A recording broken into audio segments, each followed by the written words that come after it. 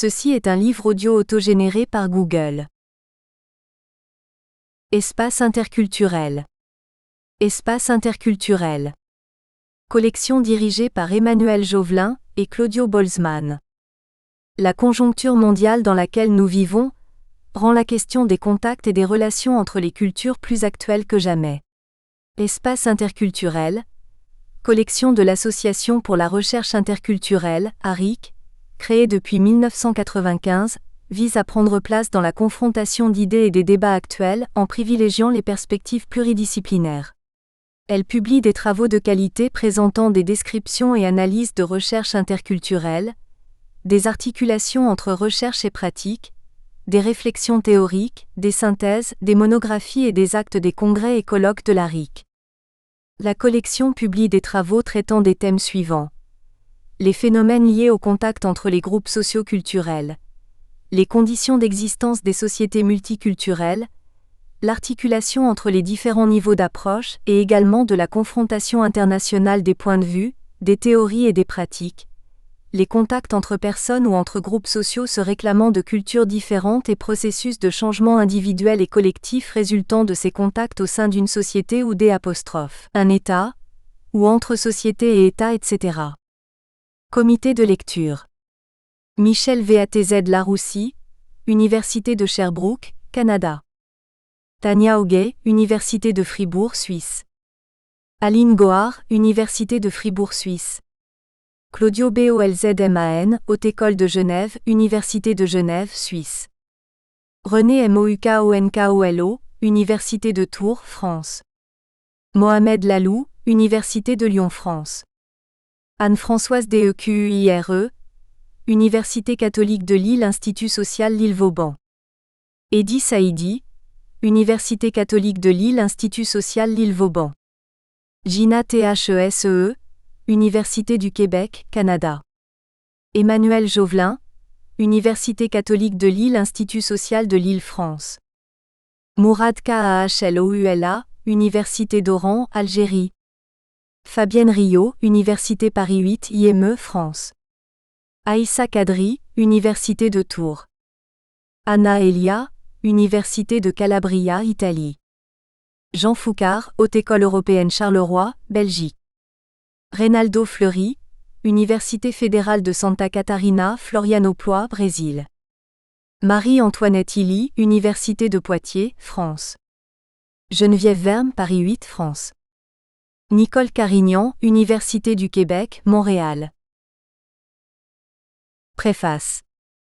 La professeure Fatima Moussa Babassi a l'immense mérite d'avoir rassemblé autant de compétences autour d'un sujet d'actualité. Le devenir du psychotrauma dans la psyché et dans la culture. Elle a conçu son projet comme une confrontation de différents courants de pensée et de différentes situations traumatiques tant nationales qu'internationales.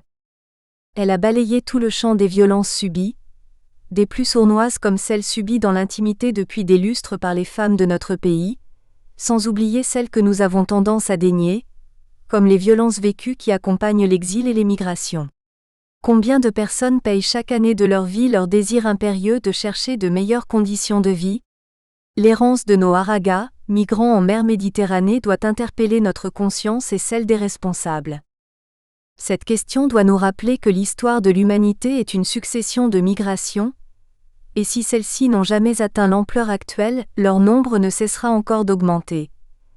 Les disparités économiques, les guerres, la croissance rapide de la population et le développement des moyens de communication vont y contribuer. Il est urgent et impératif de faire prendre conscience que ces migrants ont une dimension psychologique et culturelle que les contraintes économiques ne peuvent faire disparaître. La détresse de l'exil et du déracinement échappe au pays d'accueil mais également et paradoxalement à leurs concitoyens qui les agressent en cas de retour. Notre pays a une longue histoire traumatique et une courte existence. Des colonisations qui ont duré des siècles, une guerre de libération et une guerre civile qui ont duré chacune des années, puis des catastrophes naturelles régulières comme les tremblements de terre et les inondations, pour un pays qui n'existe en tant qu'État indépendant que depuis une cinquantaine d'années. On pourrait le considérer comme l'exemple même d'un jeune État, qui après une guerre d'indépendance meurtrière se trouve confronté à de multiples situations traumatiques, la plus importante ayant occasionné plus de 150 000 morts et de multiples bouleversements sociaux. C'est au cours des années 90 que notre pays a brutalement été confronté à la réalité du psychotraumatisme.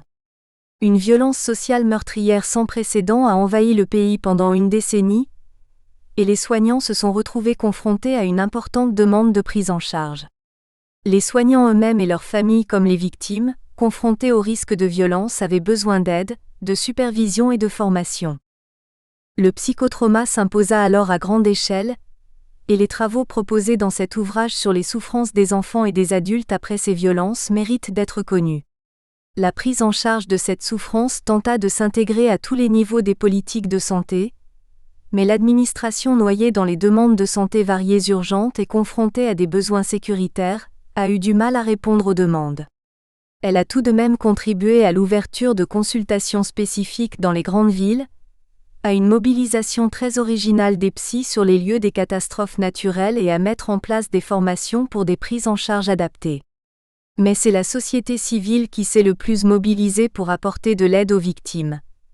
Réseau Wassila, SOS Femmes en détresse, différentes associations de psychologie et de psychiatrie, organisations humanitaires, etc.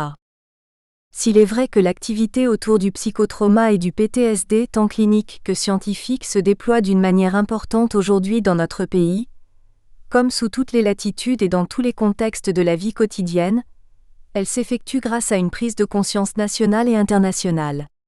Il faut avoir à l'esprit que la prise en charge des victimes d'un accident de circulation dans un pays développé ne peut présenter les mêmes difficultés de prise en charge que la demande urgente exigée par la situation lors d'un tremblement de terre occasionnant des milliers de victimes, ou d'une guerre civile meurtrière qui dure des années dans un pays à faibles ressources. L'urgence de la demande, l'importance du nombre des victimes adultes et enfants, l'absence de soignants formés en quantité suffisante et le peu de structures d'accueil soulèvent des problèmes médicaux, sociaux, politiques et économiques difficiles à combler. On comprend alors pourquoi certains textes de l'ouvrage ont une approche psychologique du psychotrauma, alors que d'autres proposent des références plus sociologiques. Les descriptions cliniques insistent sur le traumatisme psychologique individuel, son impact sur la victime et son évolution dans le temps lors des évaluations ou des suivis thérapeutiques. La notion de résilience a été reprise par les thérapeutes, et chaque fois développée en rapport avec l'originalité de la culture et de la personnalité de la victime. D'autres travaux par contre ont une approche sociologique. C'est alors que les aspects du désastre communautaire apparaissent avec ses effets positifs et négatifs. Lors des violences sociales qui détruisent les liens sociaux et lors des catastrophes naturelles qui détruisent les infrastructures, on retrouve l'importance des facteurs communautaires dans l'aide et la résolution des problèmes. Au Rwanda, après les terribles massacres, le travail sur la reconstitution des liens familiaux grâce à la métaphore de l'arche familiale se rapproche de la mise en place des thérapies familiales systémiques que nous avons initiées dans notre pays après les violences sociales. L'importance de la famille dans la reconstitution du lien social est alors incontournable et doit être soutenue partout en toutes circonstances. Si le XXe siècle a été considéré comme l'un des plus violents de l'histoire de l'humanité, il a été également très riche en solidarité et en protection des individus les plus vulnérables. Les droits politiques se sont étendus, indépendance de la plupart des pays colonisés, évolution du droit des femmes et des enfants, etc. Des organisations internationales de protection de l'enfant et des minorités se sont imposées, elles sont actives et présentes partout. Enfin, les solidarités humanitaires se sont développées de manière exponentielle. La solidarité internationale nous a permis une importante mobilisation des soignants à tous les niveaux, universitaires, santé publique, solidarité, administration. Nous avons coopéré avec les collègues canadiens pour un programme de prévention de la violence en milieu scolaire, avec les collègues belges pour la formation de formateurs en thérapie familiale systémique, avec l'Union européenne pour la constitution d'un réseau méditerranéen d'aide à l'enfance traumatisée, etc. Par ailleurs, les effets positifs peuvent se retrouver dans les multiples formations, organisations sociales, associations, sociétés savantes. Et parfois miraculeusement après une guerre civile, se met en place un ARAC qui rassemble tous les enfants et parents autour d'idéaux de liberté, de paix et de partage. Comme si, Après un déchaînement de pulsions archaïques, on pouvait démontrer notre capacité d'établir une distance, de sublimer, de renoncer à la stimulation instinctive, de montrer qu'on est capable de satisfaire ces pulsions à travers des comportements plus adaptatifs. Dès le début de l'ouvrage, la tentative de donner du sens à l'extraordinaire mouvement populaire appelé Arak nous semble d'un très grand intérêt. Ce processus qui a poussé la population algérienne à sortir par millions dans les rues de toutes les grandes villes tous les vendredis depuis le 22 février 2019, a de quoi interpeller psychologues, sociologues et analystes politiques. Ces immenses marches pacifiques ont été appelées Révolution du sourire. Elles revendiquent changement politique, liberté et démocratie. Peuvent-elles être interprétées comme des tentatives cathartiques pacifiques de répondre aux violences sociales vécues pendant une décennie, et de tout tenter pour ne pas y revenir? Les jeunes et les moins jeunes ont bravé la peur pour tourner la page des violences sociales qui n'ont été suivies ni d'excuses ni de mémoriaux rappelant la souffrance des uns et les débordements des autres. Rien n'a été fait pour transcender les conflits, pour les inscrire comme des symboles référentiels dans l'imaginaire collectif. Le Harak viserait-il alors à imposer une citoyenneté, un meilleur vivre ensemble, et pas seulement une réconciliation tardive et ratée avec une absence de réparation tant symbolique que matérielle? Enfin, la prévention ne saurait se réduire à la prise en charge précoce des victimes, et à leur accompagnement pour éviter les évolutions néfastes et leur impact sur l'avenir du traumatisé et de sa famille. Les guerres actuelles au Yémen, en Irak, en Libye et les violences sociales que nous avons connues, montrent qu'il ne suffit pas de condamner la violence dans toutes ses expressions pour s'en prémunir. Il ne s'agit pas non plus d'attendre les errances migratoires en Méditerranée et les prochaines catastrophes naturelles ou humaines pour tenter d'en réparer les effets physiques et psychologiques, puis expliquer lorsqu'elles se déchaînent que c'est un phénomène naturel et que nous n'y pouvons rien. Car il est évident que le devoir de prévention et de vigilance doit être permanent et relevé de chaque citoyen. Madame Fatima Moussa Babassi a su rassembler des textes aussi variés que stimulants. Elle a amené des acteurs de terrain à produire de la réflexion et de la connaissance avec enthousiasme et rigueur. Elle a concrétisé l'expérience algérienne concernant le psychotrauma. Ce travail sera d'une grande utilité à tous les soignants et les responsables de notre pays, mais également à toutes les personnes intéressées par les approches humanitaires confrontées aux souffrances des populations victimes de violences sous toutes ses formes. Dr Farid Kacha, professeur émérite de psychiatrie, président de la Société algérienne de psychiatrie, prix maghrébin de médecine 1987, auteur de plusieurs ouvrages de psychiatrie et de psychologie médicale, membre fondateur de l'Association pour la prévention de la violence, de l'Association algéroise pour l'étude et la recherche du psychotrauma, de l'Association franco-maghrébine de psychiatrie. Introduction générale. Fatima Moussa Babassi. Les morts ne sont pas tout à fait morts. Ils survivent herbe, humus au printemps surtout quand ils sont enfants. Azzedine Lateb, 2017. Celui qui crée tout comme celui qui regarde, retrouve la capacité d'être autre chose que quelqu'un qui survit. Béatrice Pouligny, 2013. Cet ouvrage est le fruit de recherches, de pratiques cliniques sur le traumatisme et d'expériences en lien avec des moyens de prise en charge et d'intervention, entreprises sur les plans institutionnels et associatifs en Algérie. Certaines contributions émanant d'autres pays viennent conforter cette idée que la souffrance liée au contexte de violence présente un caractère d'universalité, précisément parce que le traumatisme et ses effets, bien qu'à multiples facettes, expriment dans son processus ce caractère commun qui contribue à un enrichissement réciproque de l'expérience. L'idée de l'ouvrage émane de nos préoccupations sur les conséquences des traumatismes liés à la violence terroriste en Algérie. Dans une précédente contribution Moussa 2016, nous avons décrit les contextes de la violence en Algérie, les multiples figures du traumatisme et recensé les études épidémiologiques et les travaux de recherche qui ont eu cours ainsi que ceux qui ont traité des conséquences psychotraumatiques de la violence. Nous avons mis en exergue l'importance du travail de réseau et de la transdisciplinarité, à travers une expérience de partenariat sur l'aide à l'enfance traumatisée, et à l'issue de laquelle des axes de réflexion et de travail ont été définis. L'aide à la formation des professionnels, le soutien en supervision, l'indemnisation des victimes, la solidarité interassociative, la consolidation du travail de réseau. Pourtant, ce travail effectué nous a paru insuffisant. Sur la question du devenir, les études ont cruellement manqué. Quand elles existent, elles ne sont pas publiées. Nous avons voulu le continuer en invitant les chercheurs et les professionnels du terrain à participer à l'ouvrage en apportant leurs contributions, que ce soit au niveau de la recherche ou de la pratique. Gérer des situations telles que l'après-terrorisme et les répercussions en santé mentale et somatique sur l'ensemble de la population algérienne constitue pourtant depuis quelques années une tâche importante sur le plan de la prise en charge tant individuelle que familiale et sociale. C'est un vaste chantier sur lequel toutes les énergies ont été sollicitées. La participation internationale à des actions de formation n'était pas en reste, et bien des travaux et des formations à la prise en charge des victimes ont vu le jour à partir de 1998 et se continuent. Pour l'heure, tenter de préserver la santé mentale en général est une priorité pour les professionnels de terrain.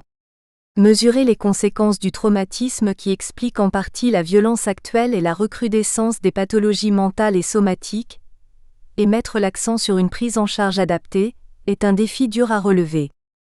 Dans ce qui va suivre et qui est présenté dans les différentes contributions, notre vision est plus large, elle englobe des violences qui, quelle que soit leur nature, apportent avec elles leur lot de souffrances. Guerre, terrorisme, violence sociale, ce sont là des contextes qui font le lit à des traumatismes psychiques et somatiques dont nous ferons l'analyse et qui impriment leur marque dans les subjectivités, engageant le devenir des sujets qui y ont été confrontés. La souffrance a aussi cette particularité d'être intersubjective. Perte des relations, terreur, rupture des liens. Elle menace aussi la cohésion à l'intérieur de la famille. Il est parfois illusoire, on le voit bien, de circonscrire le trauma et sa prise en charge à des individualités. Le groupe, la société sont marqués par cette violence qui souvent induit la fracture sociale. Dans cet ouvrage, l'accent est mis sur la reconstruction. Elle est individuelle et s'adresse à une psyché fragilisée.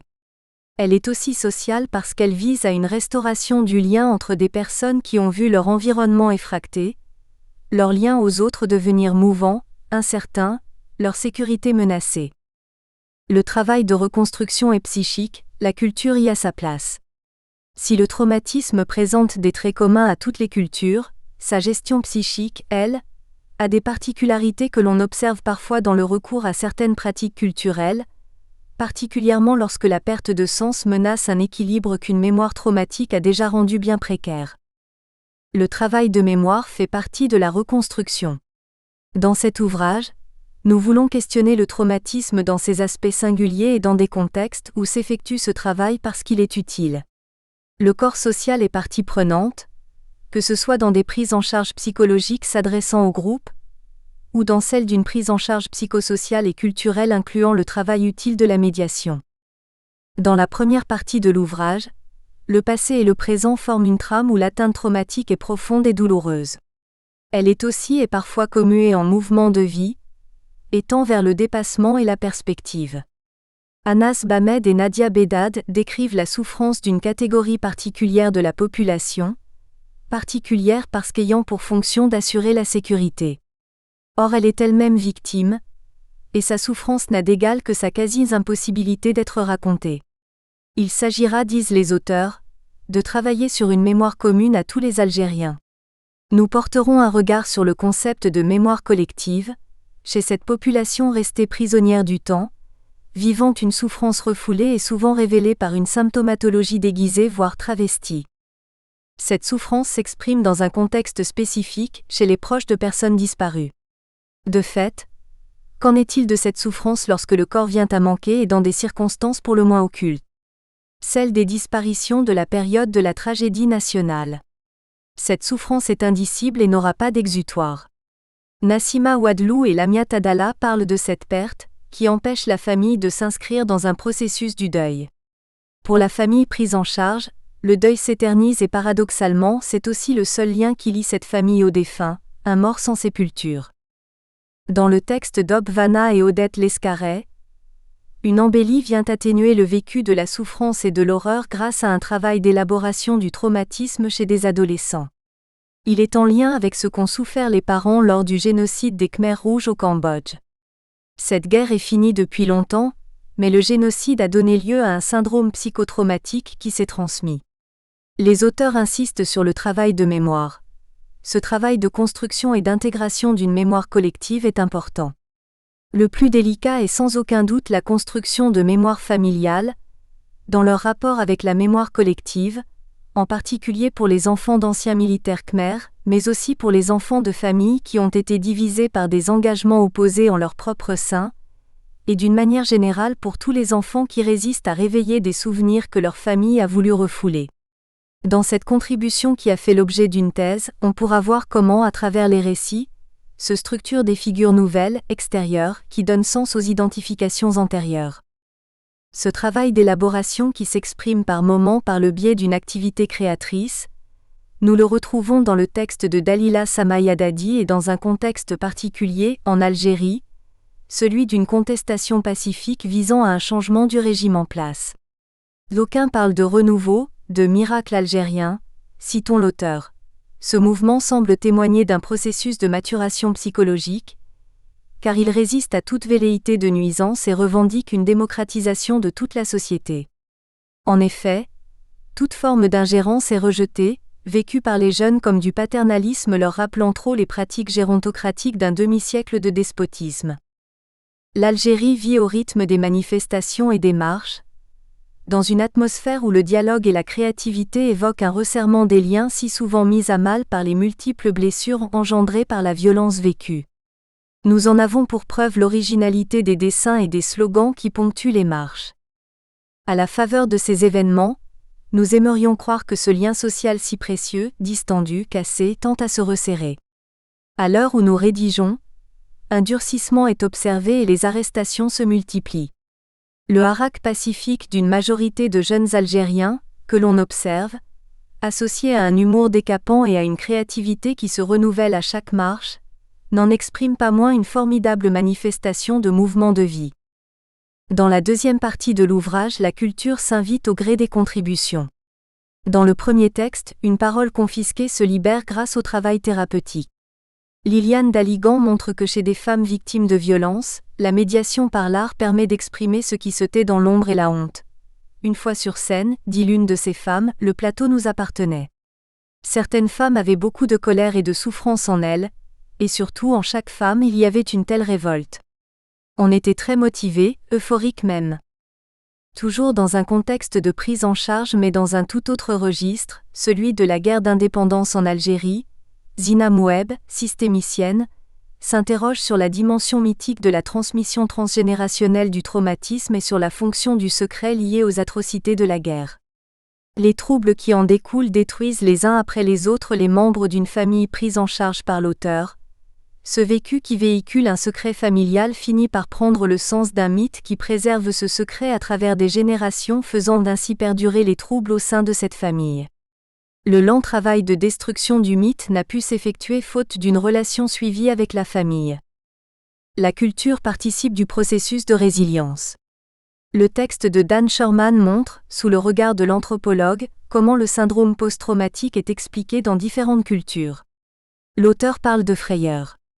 Un terme que l'on retrouvera dans le texte d'Eugène Rutimbessa, sur le génocide au Rwanda.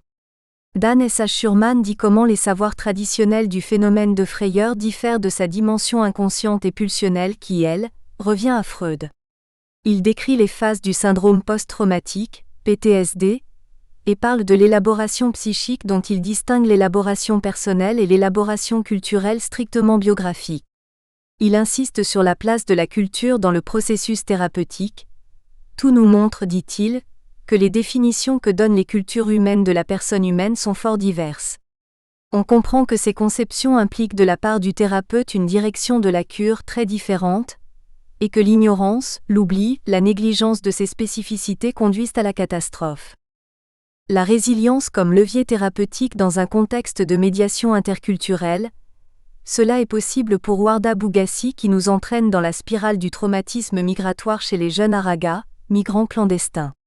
Travaillant comme psychologue au sein d'une association à Lille, l'auteur montre l'importance de l'accueil et de la médiation culturelle, comment ils aident à la résilience de personnes qui ont bravé tous les dangers, mis leur vie en péril, soutenues par l'espoir.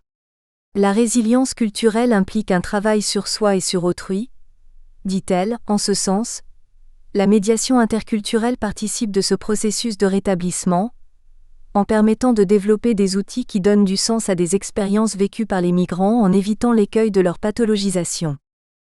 Dans la troisième partie de l'ouvrage, la santé mentale est questionnée dans ses liens avec l'activité des associations et des institutions. Ce travail est présenté pour l'Algérie, par des membres ou responsables de ces institutions, lesquels, au plus fort des périodes de violence qui ont caractérisé l'Algérie, ont œuvré pour que l'activité de prise en charge psychologique ou d'accompagnement social et juridique puisse se faire et se continuer. Ainsi, Khaled Noureddine présente un travail de longue haleine. Après avoir fait une évaluation de la santé mentale d'une population en 2000, il avance les résultats d'une réévaluation de cette population, indiquant comment l'évolution des personnes qui ont participé à ce travail s'est donnée à voir et montrant ce que ces personnes sont devenues. Les résultats sont plutôt intéressants. L'auteur explique, il y a 10 ans, les prévalences des différentes pathologies étaient très élevées, PTSD 53,6%, anxiété 52,4%, phobie 41%, dépression 31%, troubles somatoformes n'ayant pas de cause organique 13%. Après une période de 10 ans, toutes les pathologies semblent avoir diminué dans la population de manière très significative. Ce travail a été effectué dans la zone de Sidi Moussa, réputée pour les violences extrêmes perpétrées dans les années 90. Dans le même sens, l'enquête effectuée par la Fondation nationale pour la promotion de la santé et du développement de la recherche médicale, FOREM, montre par le biais de son président et de son équipe, l'évolution de la santé mentale de 426 enfants traumatisés par les événements liés au massacre du village de Bentala, d'Alger en 1997. Ces enfants ont été suivis pendant plus de 12 ans. Des enfants devenus adolescents, et dont un nombre important a vu son état s'améliorer. Entre autres facteurs, Mostefa Kiati impute en grande partie cette amélioration au support social dont ont bénéficié ces enfants. La relation entre la perception et l'importance du support social et les troubles est significative et les troubles psychiques ont tendance à régresser quand l'individu perçoit de manière positive le support social dont il bénéficie. La santé mentale des femmes est en lien serré avec le combat de Fadila Boumengel Chitour et de Dalila Yamaren Djerbal, qui rendent compte d'un travail d'accompagnement des femmes victimes de violences. Membre d'un réseau qui est né il y a 20 ans, Réseau Wassila Avif, et qui s'est forgé une expérience dans l'aide aux femmes et aux enfants maltraités, leur texte met en relief leur lutte contre la violence faite aux femmes et montre qu'au plus fort de la période liée au terrorisme, le réseau a tenté de panser les blessures de victimes traumatisées, meurtries dans leur chair. Cette expérience a pourtant permis de lever le voile sur des violences méconnues ou occultées. Les auteurs mettent l'accent sur une réalité tenue secrète, celle de la violence domestique. Dès lors, disent-elles, la visibilité donnée à ces violences terroristes rendait impossible le silence sur d'autres violences dites ordinaires, endémiques et tenues secrètes. Le sujet des violences faites aux femmes, si longtemps demeuré tabou, sort de l'ombre et progressivement l'ampleur de ce fléau social apparaît dans toute sa réalité et sa cruauté. L'écrasante majorité des violences subies par les femmes se produisent dans l'enfer clos des familles et l'intimité des foyers puisque les violences intrafamiliales représentent 80% environ de l'ensemble. La recrudescence de la violence et des pathologies mentales et somatiques pose actuellement pour les pouvoirs publics le problème de leur prise en charge. Sur le plan de la santé mentale, on constate sur le terrain que ce qui accourt à la prévention est caractérisé par l'insuffisance et parfois l'inadéquation malgré les efforts entrepris dans le cadre de la prise en charge en général et des réflexions mûries au sein des organismes de santé, des structures de prise en charge et des rencontres scientifiques. Notre contribution au sein de cet ouvrage essaie de montrer que les programmes proposés dans le cadre de partenariats et de coopération et la création de commissions au sein des ministères et des institutions de santé ont prouvé leur utilité mais l'ampleur du travail semble incommensurable. En prenant appui sur des données apportées par les programmes nationaux de promotion de la santé en Algérie, et en faisant une rétrospective de 1995 à 2018, nous décrivons des situations qui sont le souci des professionnels et pour lesquelles des moyens se mettent en œuvre progressivement. Nous nous limitons à certains aspects. la recrudescence de la violence et des pathologies mentales et somatiques, la description de certains moyens développés déjà depuis quelques années et nous penchons sur la question de la prise en charge. D'autres contributions viennent montrer que la reconstruction nécessite toujours un investissement et un sacrifice chez les professionnels qui s'y engagent, autant qu'elle constitue un parcours semé d'embûches pour les victimes. Le texte d'Eugène Rutimbessa a cette particularité de nous plonger au cœur de la culture rwandaise, et nous montre sa dimension salvatrice. Après une situation où le chaos a régné en maître, la société rwandaise a tenté de se reconstruire. La formation de psychologues, d'infirmiers et de psychiatres a permis que s'enclenche un travail de prise en charge. Les traditions, les croyances, les rituels ont pris une part considérable dans la reconstruction psychique et somatique des personnes. Toute connaissance se transmettait de père en fils, de mère en fille, dit l'auteur. Le génocide a brouillé toutes ces logiques de signification qui donnaient sens à notre vie. Les commémorations ainsi que d'autres pratiques culturelles ont participé d'un réel travail de récréation. C'est un peu dans le même sens que Michel Vatslaharossi introduit la médiation interculturelle dans des contextes de post-conflit. L'auteur pose que la culture et l'art représentent des vecteurs privilégiés pour retisser des rapports et des relations distendus par les conflits, les préjugés, les injustices et les incompréhensions. De fait, l'art vient souvent à la rescousse, permettant une catharsis qui ouvre vers le dépassement et la perspective. Il réinscrit les personnes dans une histoire collective. Il permet de dépasser les frontières. L'art est pour l'auteur un échange et une communication sans cesse renouvelée.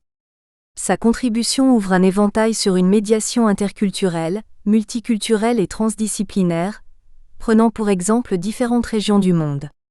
Elle dira pour l'Algérie: les Algériennes et Algériens ont développé au cours de leur histoire et selon leur contexte de vie, divers types de rapports à l'art et de multiples expressions artistiques allant de la musique à la poésie en passant par les contes de la tradition orale.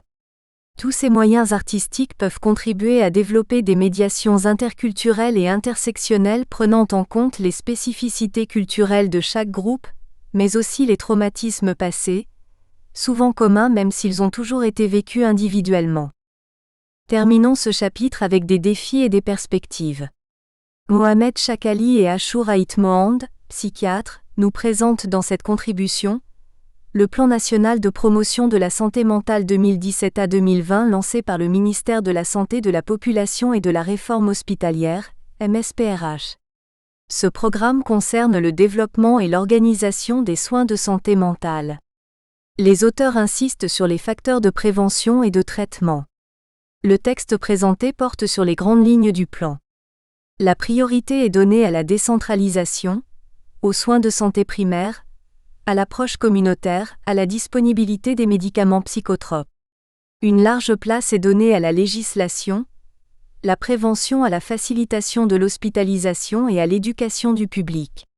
La vision se veut optimiste, et ce programme vise à une amélioration de la situation en santé eu égard à certains objectifs qui ne se sont pas tout à fait réalisés dans le premier programme initié en 2001.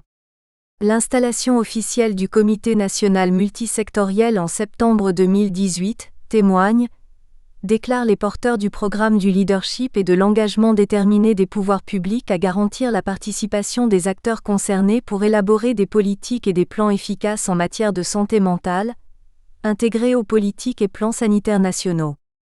Dans la 4e partie de l'ouvrage, des travaux universitaires sont présentés autour de la question du traumatisme. Ils décrivent tous des situations où la souffrance est présente. Dans des contextes différents, certains comportements observés chez les sujets évoquent un évitement, une fuite. Ainsi, Sabrina Gahar rend compte d'une situation assez particulière chez les militaires souffrant de syndrome post-traumatique lié à la période du terrorisme. Elle décrit leur répugnance à consulter et à être prise en charge par le psychologue ou le psychiatre, et parle d'un recours préférentiel à la prise en charge médicale.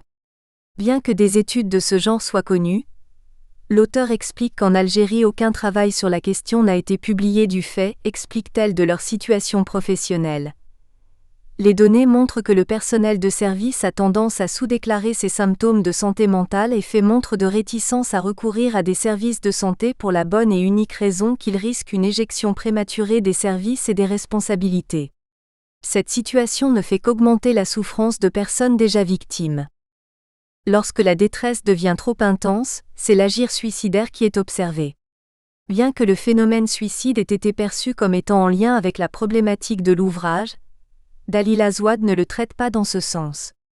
Dans un travail où elle utilise les techniques projectives, l'auteur traite en amont le problème en montrant que dans le recours suicidaire, il y a toujours une vulnérabilité psychique. Cet auteur qui en outre a travaillé sur le phénomène de l'immolation, marque la différence entre un jeune qui s'immole et un jeune qui attente à sa vie d'une autre manière. Elle fait aussi un parallèle avec le comportement similaire chez les jeunes Araga, qui cherchent à traverser la Méditerranée. La violence présente de multiples facettes. Ces effets induisent des traumatismes qui mènent aussi au suicide. C'est le cas du harcèlement sur la toile, qui pose le problème de la fragilité psychique des personnes. Que dire de cette nouvelle forme de violence sinon qu'elle reflète une réalité, une violence extérieure banalisée. Hélène Costa Fernandez et Sidkley Bezerra de Souza interrogent les enjeux psychologiques et sociétaux et les conséquences de ces nouvelles modalités d'agression en ligne. Les conséquences en sont de véritables blessures. Tout se passe comme si on assistait à une forme de reproduction d'une violence qui jusque-là s'est manifestée à l'extérieur. Il n'est pas rare, disent les auteurs, que les agresseurs soient d'anciens agressés. Le harcèlement a alors le sens d'une vengeance à l'encontre d'un ancien agresseur traditionnel. Dans un monde où la cybercriminalité est en hausse constante et l'impunité souvent la règle, très peu de solutions sont avancées sur le plan de la prévention, de la règle et de la loi, des enjeux éthiques et des bonnes pratiques. Une dernière partie réservée à la lecture d'ouvrages sur la question nous a paru utile, parce que les publications sont rares, a fortiori sur le thème du devenir. Les ouvrages choisis posent tous le problème de la violence, de son analyse, du trauma et de son devenir en lien avec la culture. Ils rendent compte du travail de reconstruction du lien psychologique et social.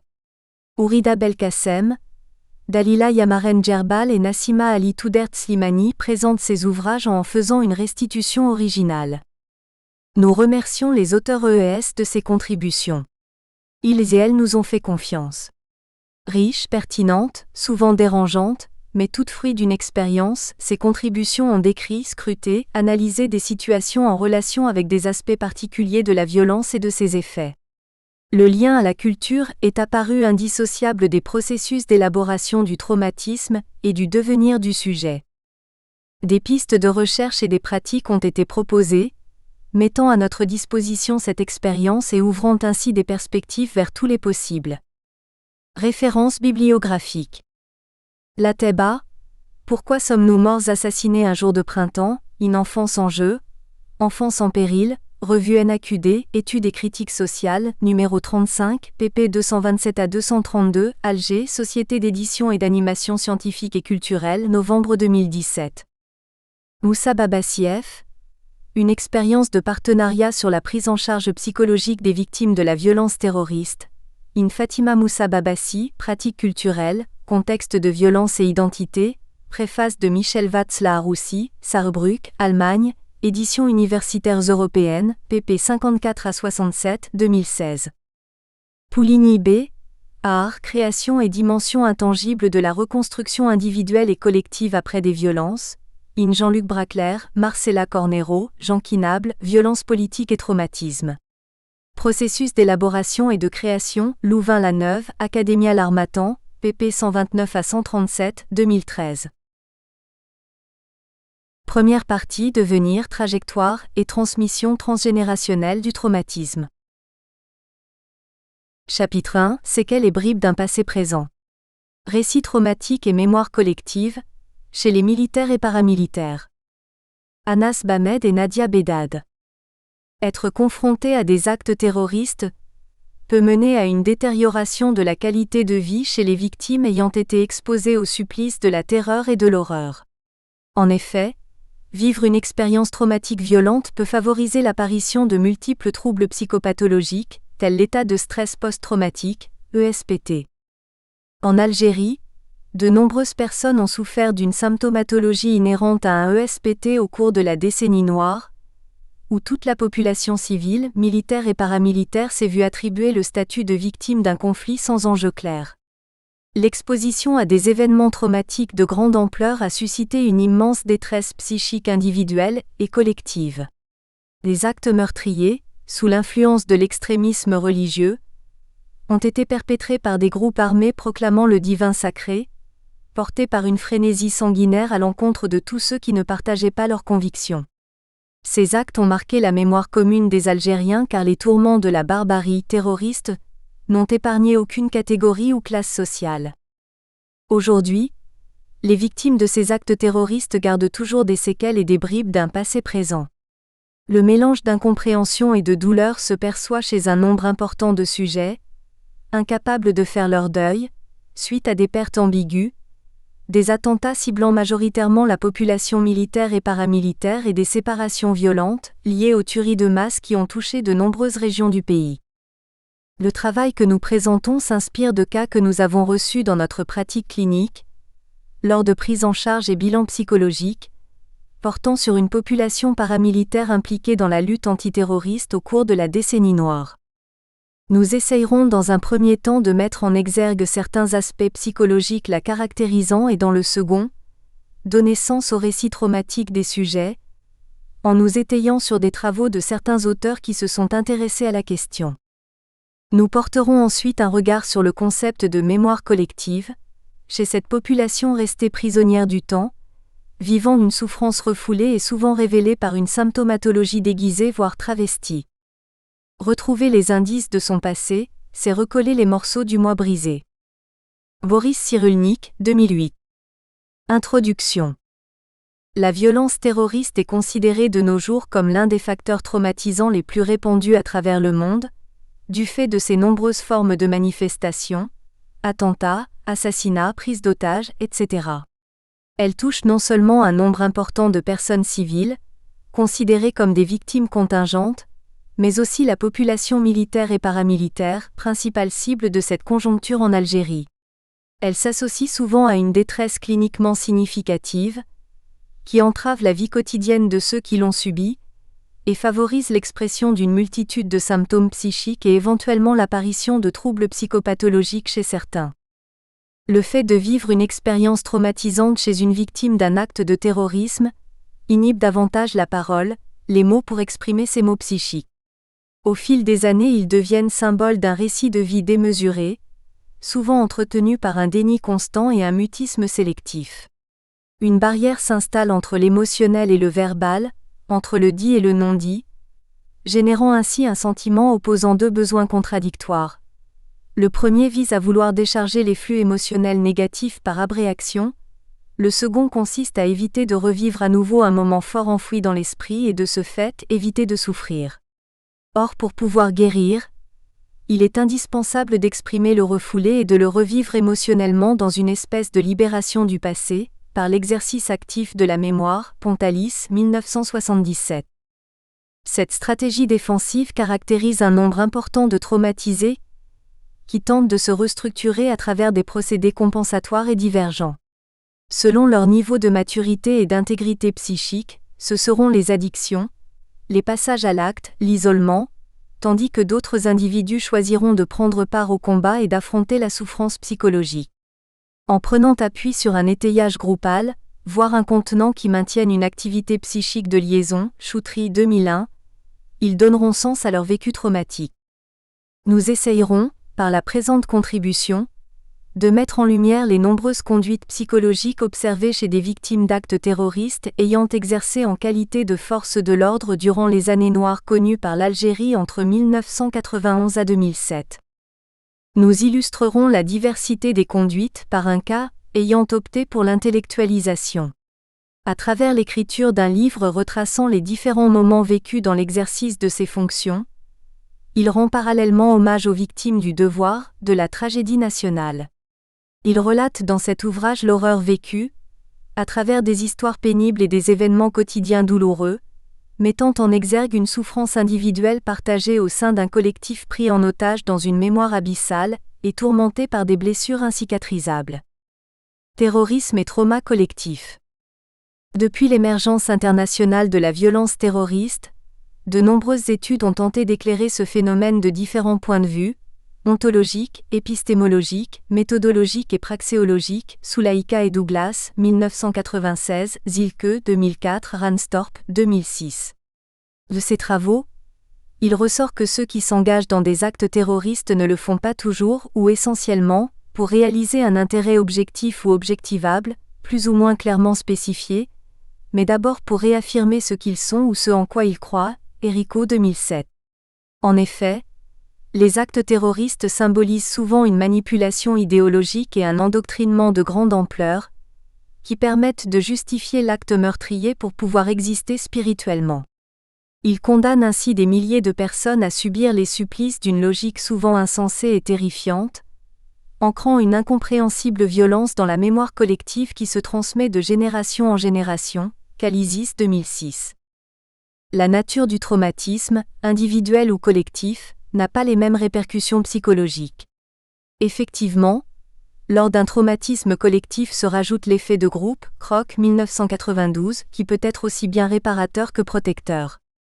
L'impact du groupe peut avoir un rôle bénéfique auprès des victimes, leur permettant d'alléger leur isolement en comparaison avec un traumatisme individuel, Thomas, Catherine Go et Leduc, 2011. De plus, le trauma collectif causé par la nature, séisme, inondation, ou bien par l'être humain, terrorisme, crash d'avion, a la capacité d'affecter la communauté entière, Milosevic 2017. Un événement traumatique est parfois tellement accablant, tellement bouleversant, qu'il teste les connaissances communes. Si le système communautaire n'offre aucune explication plausible de l'événement ou de ses conséquences, les membres de cette dernière seront laissés sans pouvoir épistémique, c'est-à-dire qu'ils seront incapables d'expliquer ce qui s'est passé et pourquoi, et de tirer un sens de leur propre souffrance, de Jung, 1998. Ainsi, quelle que soit la nature de la violence traumatique, une réponse collective devient nécessaire, Moodley et Costa, 2006, pour permettre la réconciliation et la réparation du souvenir collectif. Tel fut le cas en Afrique du Sud dans la politique de réconciliation. Les victimes des atrocités durant l'apartheid ont fait face aux confessions des forces de l'ordre qui demandaient le pardon, quand bien même elles ont continué à ressentir de l'amertume face à la perte de leurs proches, Beristain 2004. Quand la réaction du souvenir collectif lié à la violence n'est pas dite, il y a comme une perte de mémoire laissant place à une douleur silencieuse. Sans objet, cette souffrance se ferait un chemin vers de multiples psychopathologies, Choutry 2001, notamment l'état de stress post-traumatique, ESPT, repéré dès le début de la décennie noire chez les victimes de terrorisme en Algérie, Moussa Babassi 2016. En effet, l'apparition de ce trouble peut être considérée comme une réponse à une exposition à des événements traumatiques car un nouveau syndrome ne survient jamais par hasard, mais apparaît et se développe au sein d'un contexte culturel et sociétal, Oxemery 2013. Les Algériens ont été affectés par cette psychopathologie suite à leur confrontation à un trauma collectif incompris, inconcevable et confus. Aucune justification ne paraissait plausible pour absoudre les agissements barbares de certaines personnes, proclamant l'accomplissement de la volonté divine, afin de bannir les apostats de la société algérienne et instaurer un État islamique, par une violence sacrée. Cette doctrine religieuse a installé une anomie, symbolisée par un échec de conceptualisation de certaines normes éthiques, morales et sociétales. Dans un inévitable jeu de rôle, là où signifiant et signifié du mot terroriste et victime n'ont pu être intégrés, et en cherchant dans la conscience des terrorisés et des terrorisants les éléments d'une réponse, Boukra 2002 page 14, nous retiendrons 3 types d'identification. En premier lieu, la population civile qui, selon l'enquête de la Société algérienne de recherche en psychologie, SARP, 1998, en partenariat avec la Transculturale Psychosocial Association, TPO organisation hollandaise, se distingue en 9 groupes. 1. Les rescapés des villages et localités où eurent lieu des massacres collectifs, et pour lesquels il est difficile à ce jour de donner une estimation du nombre de victimes. 2. Les familles ayant perdu plusieurs de leurs membres. 3. Des personnes qui ont perdu des êtres chers et dont le deuil est impossible à gérer. 4. Des personnes qui, sans avoir subi de pertes directes dans leur entourage humain, se trouvent fragilisées et déstabilisées du fait de la désorganisation et de la destruction de leur entourage et milieu contenant. 5. Les femmes violées et qui se sont retrouvées enceintes après ces viols. 6. Les individus, les familles et les collectivités, quartiers, villages, qui ont vécu sous la menace d'un assassinat ou d'une attaque terroriste d'envergure. 7. Des blessés qui ont survécu à des attentats à la bombe ou à des massacres collectifs. 8. La situation de tous les enfants et de toutes les familles des personnes impliquées dans une activité terroriste. 9. Des individus directement ou indirectement impliqués dans une attaque terroriste.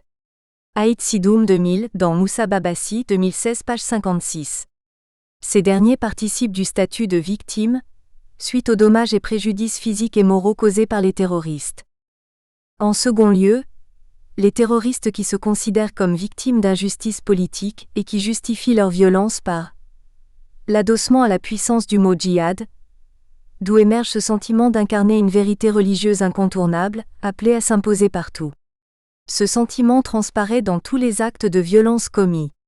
La terreur qui en résultera est une terreur sacrée, car Dieu l'approuve. Toute attitude d'hostilité à son égard est frappée du sceau de l'apostasie. La sanction envers tout manquement à cette violence est l'excommunication. Boukra 2002, page 16. En dernier lieu, la population militaire et paramilitaire qui se voit attribuer des identifications contradictoires et divergentes, selon l'appréciation personnelle de chacun de ses membres, de la part de la population civile, mais aussi des terroristes. Tantôt victimes, par rapport à ce qu'ils ont subi comme blessures corporelles et psychiques, tantôt terrorisants, selon les terroristes qui les traitent de tawaghi. 6. Mais aussi de la part de certains individus, irrités par les agissements personnels de certains éléments de cette population. Ils sont des héros du maintien de la paix, selon leur perception, ce qui a créé chez eux une confusion par rapport à leur identité sociale, ainsi que par rapport à leur rôle en tant que fonctionnaires de l'État, luttant contre la violence terroriste, héros du maintien de la paix. Mais en utilisant des moyens armés, terrorisants, à l'encontre de personnes, terroristes, qui les prennent pour cible, ces derniers deviennent de fait à leur tour des victimes. Cette ambiguïté identitaire a entraîné de lourdes conséquences chez les militaires et paramilitaires confrontés à la violence terroriste durant les années noires. Cette population, qui devint par la suite la cible des terrorisants, n'a pas su trouver une place adéquate dans l'organisation sociale. Pour se maintenir en vie et préserver son intégrité psychique, elle adopta des conduites et des attitudes particulières quand il s'avéra que c'était la seule issue possible. Elle se retrouva abandonnée par la population civile, par la famille et les proches craignant les représailles terroristes, et a dû travailler sans relâche dans des conditions pénibles en faisant du mieux qu'elle pouvait face aux aléas qui la tiraillaient. Confrontée aux multiples facteurs stressants et aux divers abandons, cette catégorie de personnel se retrouva démunie de ressources internes et externes. Une souffrance déguisée. Afin de faire face à l'ampleur des dégâts psychiques causés par la violence terroriste, de nombreux organismes et associations dont la SARP et la Forem ont tenté d'apporter le soutien nécessaire aux victimes de la tragédie nationale. Cependant, de nombreux militaires, gendarmes et policiers n'ont pu bénéficier d'une attention particulière suite à de nombreuses raisons. Ces individus, préoccupés par leurs devoirs professionnels avant tout, étaient peu disponibles à régler leurs problèmes psychologiques, selon les dires d'anciens militaires et policiers. De plus, durant cette période, le nombre de psychologues au sein des institutions de souveraineté ne permettait pas de couvrir les besoins car le nombre des praticiens était réduit. C'est ce qui pourrait expliquer le passage sous silence de la souffrance psychique chez cette catégorie de personnel. Elle n'a pu exprimer ces mots en dehors des conduites comportementales telles que les passages à l'acte, l'isolement social ainsi que les états de somatisation, tout en affichant une indifférence masquée d'un déni perdurant face à la symptomatologie traumatique de plus en plus perceptible au fil des ans. Depuis 1993, 489 agents de police étant intervenus dans la lutte antiterroriste souffrent de troubles psychologiques multiples.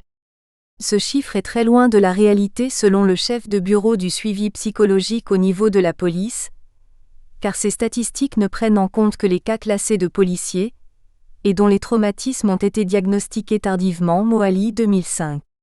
En 2008, le nombre de policiers recensés comme victimes du terrorisme a atteint 1800 agents. Belkir 2009, qui ont sans doute manifesté différentes pathologies psychiques à la suite de leur vécu traumatique. Ces chiffres nous indiquent l'étendue des dégâts psychologiques causés par le terrorisme chez les membres des services de sécurité. Une récente étude, sur 4184 militaires victimes de violences terroristes expertisées au niveau de la 2e région militaire durant la période allant de 2002 à 2012, a montré que 419 d'entre eux souffraient d'un état de stress post-traumatique, dont 89,7% a séjourné au moins une fois dans un établissement psychiatrique, IMI 2017. Ne pouvant pleinement exprimer leur souffrance, ces derniers ont préféré se taire dans un silence équivoque et faire comme si rien ne s'était passé. L'expérience montre souvent que celui qui a connu les pires atrocités réagit par une atténuation de l'horreur dans une tentative de son effacement. Ce souvenir de l'horreur vécue entraîne inévitablement le retour de l'horreur elle-même. L'approche du contenu de celle-ci replace brutalement le sujet face à sa déchéance. Choutry 2001 page 39. C'est ce qui pourrait donner sens à la déréalisation qui caractérisait certains militaires et policiers pour survivre aux épreuves douloureuses. Sinon, comment peut-on expliquer cette phrase, prononcée par un militaire blessé lors d'une opération de lutte antiterroriste qui lui laissa des séquelles psychologiques graves, à son psychiatre militaire traitant ? « Docteur, ça n'a rien à voir, je suis militaire. J'ai l'habitude de voir du sang, des corps déchiquetés, ça fait partie de moi. » Amar Ferrani et Kouachi, 2003 page 103. Des phrases analogues sont très souvent rencontrées chez les consultants militaires présentant des troubles psychiques traumatiques, quand leur médecin traitant essaie de les aider à faire le lien entre leurs troubles actuels et les événements traumatisants qu'ils vivent dans leur pratique quotidienne. Amar Ferrani et Kouachi, 2003 page 103. Ces hommes de terrain se protègent derrière leur statut de militaires, de gendarmes, de policiers, en oubliant qu'ils sont avant tout des êtres humains capables d'aimer, de haïr et de souffrir. C'est ainsi qu'on remarque chez certains d'entre eux ce qui pourrait être décrit comme le syndrome de Rambo, illustré par la conduite de Mohamed, militaire de carrière âgé de 28 ans qui souffrait d'une dépression post-traumatique.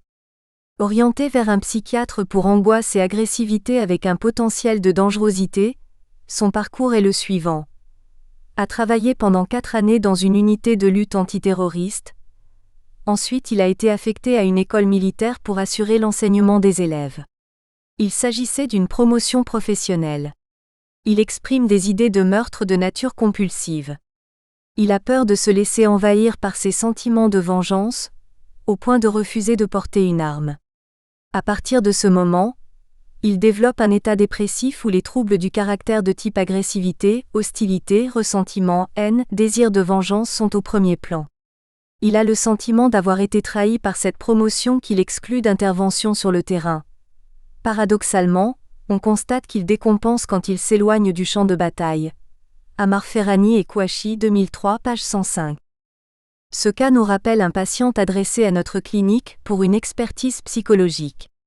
Il s'agit de Messaoud, âgé de 37 ans, interpellé par la police pour détention et consommation de produits illicites.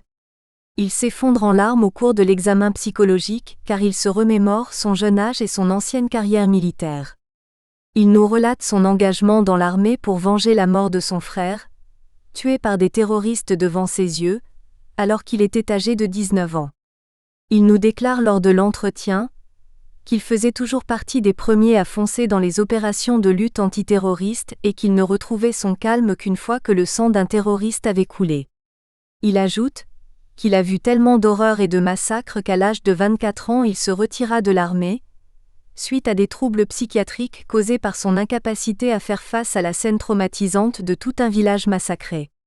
Il raconte aussi que l'image la plus marquante pour lui fut celle où il s'est retrouvé dans une sinistre maison remplie de cadavres décapités avec des bébés brûlés vifs.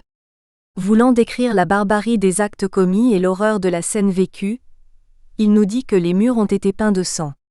Il s'arrête un moment puis nous fixe longuement et murmure « Je ne me sens plus en vie depuis cet événement, je cherche à acheter la mort si ça m'est possible. » 4 mois après notre rencontre avec Messaoud, il décède suite à une violente bagarre avec un repris de justice qui lui porte un coup de hache mortel au niveau du crâne. Contrairement aux militaires et paramilitaires agissant sous l'emprise du syndrome de Rambo, ceux qui développent un complexe du survivant se font moins remarquer, ils interrogent leur survie devant la mort des autres. Ce concept a été introduit dans la littérature par Niederland, 1988, en 1961 sous le nom de syndrome du survivant, observé chez les survivants des camps de concentration nazis à la fin de la Deuxième Guerre mondiale, Baudouin 2000. Par la suite, le concept fut largement utilisé dans le domaine de la victimologie pour décrire une certaine symptomatologie somatique et mentale chez des victimes ayant survécu à des événements traumatiques où d'autres avaient perdu la vie, à savoir la dépression, l'anxiété, la peur, la culpabilité, l'insomnie, la fatigue et d'autres troubles psychosomatiques liés à l'estomac, à la tête et à l'appareil digestif. Niederland, 1988, Marcus et Rosenberg, 1988, Fogelman, 1988, In Baudouin 2000, page 8. On peut observer certaines de ces manifestations chez des éléments des forces de sécurité qui ont perdu des collègues ou des amis proches, lors des opérations de lutte antiterroriste ou des attentats ciblant le groupe opérationnel. C'est le cas également de ceux qui ont assisté à la mort de leurs proches comme Mohamed, un jeune militaire. Après seulement 20 jours de mariage, il est contraint d'assister à l'égorgement de son épouse et de son frère. Des propos de culpabilité par rapport à ce qui est arrivé aux siens, et au fait que lui-même ait survécu, sont omniprésents dans son discours, face au thérapeute. Au fur et à mesure des entretiens, il insistera sur son vécu de malchance, Amar Ferrani et Kouachi 2003 page 104. Il développe alors un état anxio-dépressif, et est obsédé par des ruminations mentales exprimées par la formulation suivante. Je me sens coupable de ce qui leur est arrivé. Les pauvres, ce n'est pas leur faute si je suis militaire. Je m'en veux, j'ai été trop confiant, j'aurais dû être sur mes gardes. Amar Ferrani et Kouachi 2003 page 104. Des conduites compensatoires peuvent être retrouvées chez les militaires et policiers ayant exercé leurs fonctions dans la période allant de 1991 à 2007. Obsédés du boulot, drogués du travail ou encore adeptes du métier, ces fonctionnaires compensent leur frustration, peur et anxiété par une attitude pouvant être décrite comme compulsive car ils travaillent sans relâche jour et nuit, même si leurs horaires réglementaires sont achevés. Ils sont volontaires pour retourner sur le terrain et épauler leurs collègues, qui combattent seuls la menace terroriste en recrudescence à la tombée de la nuit. Les quartiers dans leur solitude effrayante vivent au rythme des enlèvements, des fusillades et des tortures. La nuit, les terroristes y règnent sans partage. Qui en ces lieux peut répondre de l'ami, du voisin, de ses propres enfants? Un jeune appelé du service national, en permission chez ses parents, fut égorgé en plein sommeil par son frère qui dormait à côté de lui. Boukra 2002 page 15. Ce scénario macabre illustre bien l'état anomique que vivait l'Algérie. Il n'était désormais plus possible de faire confiance à qui que ce soit, même pas à ses proches car au sein de la même famille, des parricides et fratricides étaient commis chaque jour pour cause de divergence. S'opposer d'une part des islamistes extrémistes violents qui devaient être neutralisés, et d'autre part des tawagis refusant d'obéir à la volonté de Dieu et de rejoindre la cause divine. Parfois ces deux entités contradictoires se retrouvaient sous le même toit. Il fallait que l'une d'elles ait gain de cause non pas tant par le débat, la noblesse de la pensée et la rationalisation, mais par l'extrémisme violent. C'est ce qui explique le choix délibéré de certains militaires et paramilitaires, d'être emprisonnés sur leur lieu de travail. C'est le cas d'Abdenour, agent administratif dans une institution militaire. Il échappe à une tentative d'enlèvement et d'assassinat, en 1994. À la suite de cet événement, il vivra pendant 4 ans cloîtré dans sa caserne. C'est sa famille qui venait lui rendre visite. Il n'a plus jamais rejoint son domicile d'origine, et a perdu tout contact avec ses anciens voisins et amis. À ce propos il dira « Je suis devenu un sauvage mais je ne peux plus faire autrement. Je ne fais plus confiance en personne. » Amar Ferrani et Kouachi 2003 page 104. Enfin, nous retrouvons une dernière catégorie d'hommes qui ne manifestèrent pas de symptomatologie traumatique ou de conduite à risque durant les années sanglantes. Ils continuèrent leur travail d'une manière anodine sans trop de difficultés, sans congé de maladie psychiatrique, sans sanction administrative ni même un manquement minime à leurs devoirs. Ils laissèrent apparaître une attitude plus ou moins équilibrée, et affichèrent un sang-froid sans pareil lors de l'exercice de leurs fonctions. Cependant, une fois la période de la guerre contre le terrorisme terminée et pour certains d'entre eux, la retraite entamée, ils remarquèrent des changements dans leurs traits de personnalité. Ils étaient devenus plus nerveux, plus émotifs et impulsifs ou au contraire extrêmement rigides, fortement sensibles aux critiques et plus irritables que d'habitude. Ce changement les interpella. Ils se remirent en question et cherchèrent l'origine de cette transformation. Beaucoup ont lié cette nouvelle attitude aux images douloureuses dont ils avaient été témoins. Ils préférèrent éviter tout discours relatif à cette tragédie. D'ailleurs, un grand nombre de sujets appartenant à cette catégorie ont refusé de prendre part à nos entretiens. Ils ne voulaient pas retourner dans leur passé atroce, nous faisant savoir que parler de ces événements ouvrait une blessure au fond d'eux-mêmes. D'autres ajoutent: la période qu'on a vécue est très pénible, nous avons vu des cadavres calcinés, des corps démembrés, du sang et des homicides effroyables, nous montrons que nous allons bien mais au fond de nous, nous sommes morts. Nous avons beaucoup changé, nous sommes devenus d'autres personnes. Cependant, ce qui nous a le plus interpellés, c'est que face à nous, ces hommes qui évitaient de parler de leurs expériences subjectives, se mettaient à raconter sans retenue leurs souvenirs et aventures, avec une fierté très affichée dès qu'ils retrouvaient un de leurs collègues, ou pendant une discussion groupale avec des personnes ayant partagé les mêmes expériences. Devant ces deux faces contradictoires, plusieurs questions se sont posées à nous. Est-ce un moyen de se reconnaître et de se valoriser mutuellement? S'agit-il d'une forme de thérapie collective, qui leur permet de minimiser leurs souffrances?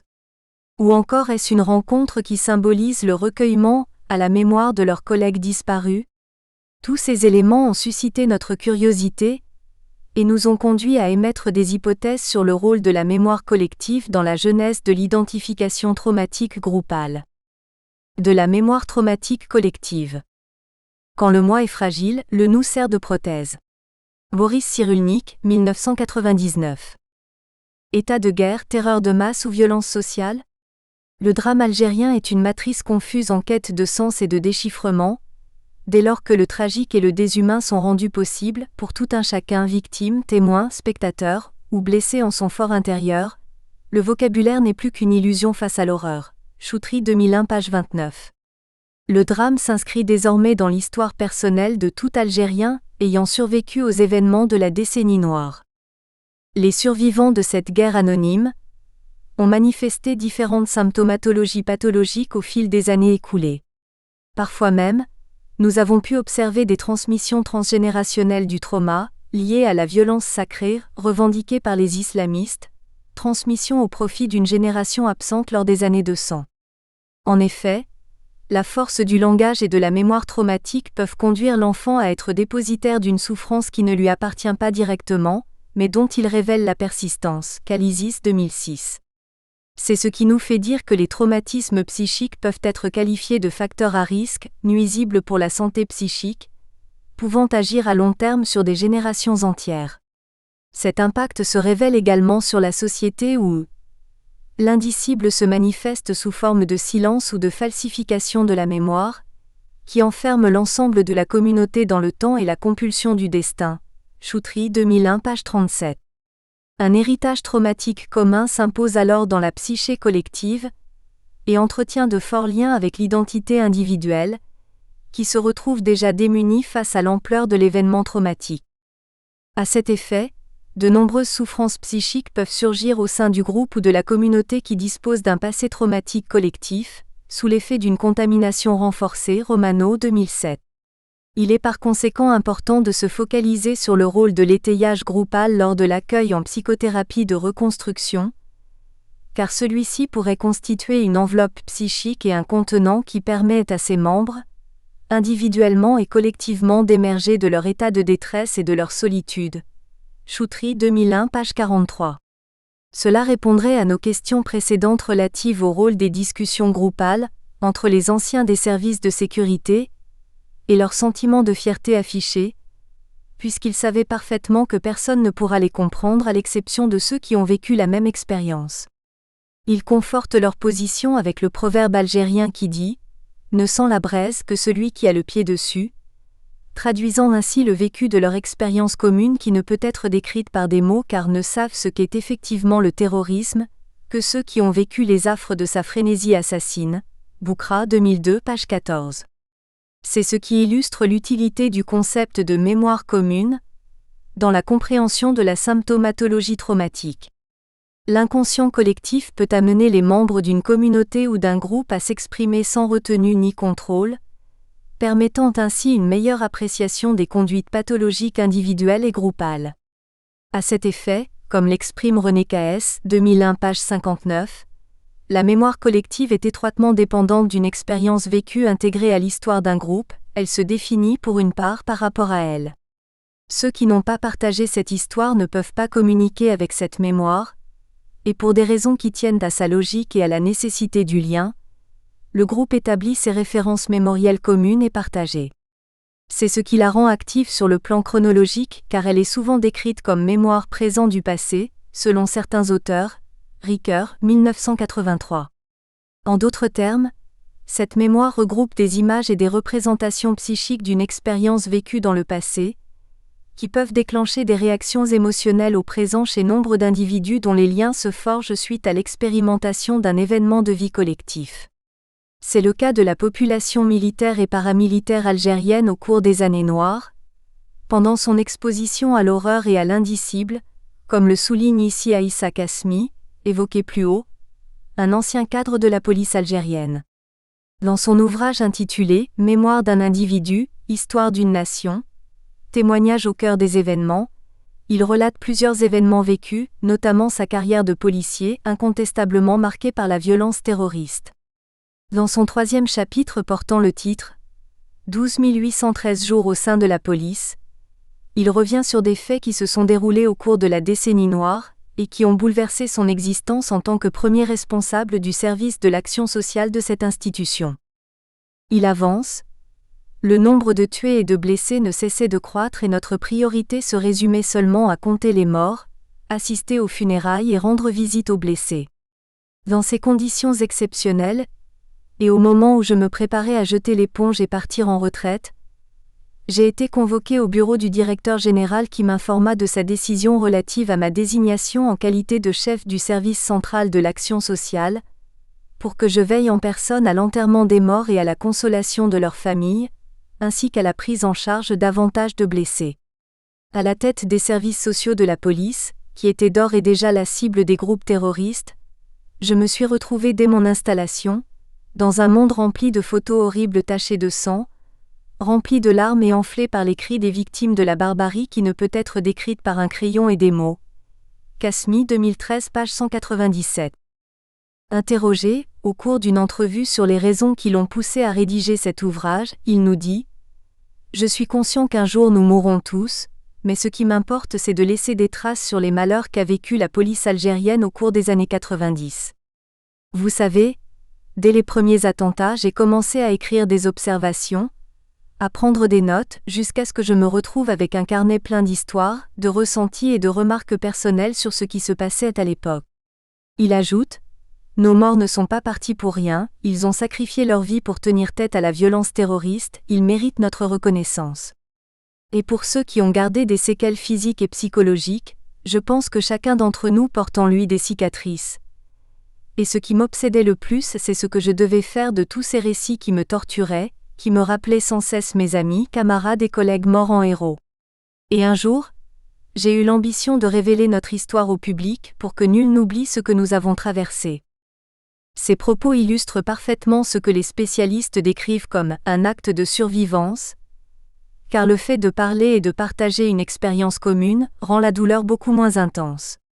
En effet, lorsque les gens ne parlent pas et ne transforment pas leur vécu émotionnel pétrifié, il y a comme une perte de la mémoire, une faille pour que subsiste seulement la douleur, une douleur sans objet, maintenue sous silence, à laquelle vont correspondre des créations pathogènes. Choutry, 2001, page 40. Alors, pour que la mémoire des oubliés du temps puisse toujours exister dans chaque policier ayant exercé dans la même période, Kasmi a préféré parler haut et fort de ce vécu, de cette souffrance, de cette quête de reconnaissance en se servant d'une mémoire, de sa mémoire. Elle est conçue tantôt comme une matrice donnant naissance au passé, tantôt comme un réservoir accumulant les souvenirs, tantôt comme un puits alimentant le présent et l'avenir. Namer, 1987, page 7. Pour qu'il forme un ensemble d'énoncés sur les origines, les signifiants et le sens commun. KS 2001 page 59, d'un héritage qui devient de plus en plus délaissé par une génération n'ayant pas connu l'horreur. Conclusion. Après une décennie et plus de violence, d'horreur et de souffrance, l'Algérie garde toujours des cicatrices témoignant de la cruauté de l'extrémisme religieux qui a marqué la population civile, militaire et paramilitaire. De nombreux morts sont à déplorer, des milliers de victimes sont en quête de reconstruction. L'Algérie sort meurtrie et probablement transformée de ce long épisode de violence civile, qui semblait n'avoir ni origine déterminée ni enjeu clairement lisible. Ceci laissera probablement des séquelles humaines, psychologiques et affectives, que le corps social algérien va continuer à porter pendant un bien long moment. On n'efface pas facilement 100 000 morts, militaires, paramilitaires, intellectuels, hommes de culture, mais aussi anonymes, paysans, employés, femmes au foyer, enfants, tous innocents, exécutés au nom d'un programme d'intimidation et de... Nous espérons que vous avez apprécié cet aperçu. Pour continuer à écouter ce livre audio sur Google Play Livres, utilisez le lien dans la description de la vidéo.